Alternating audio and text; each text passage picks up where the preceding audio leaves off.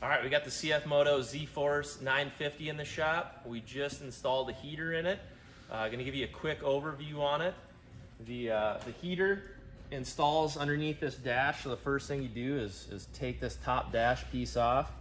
All right, so first thing we want to do is take off this top dash piece, and there's a bunch of screws that you kind of got to get to the back side to get out, and two in particular are really tough to get to. They're tucked in all the way on the sides here, so what you're going to have to do is take out some plastic rivets and one screw here and loosen this inside dash piece, and then that'll allow you to kind of push this whole piece back.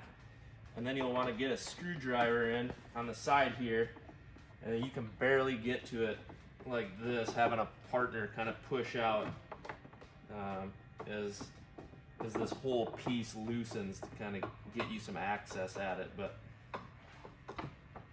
we got that up now, and now the whole thing just comes out. It installs right under the center console.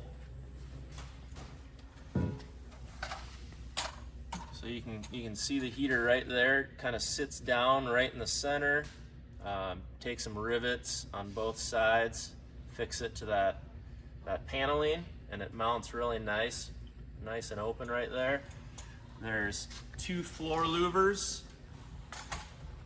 and two defrost louvers.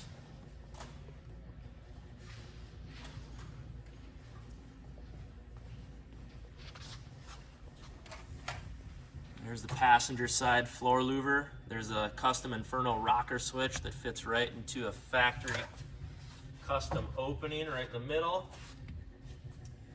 And overall, it'll take you anywhere around 3 hours to put this kit in. Nice machine, nice simple install, and hope you guys enjoy it.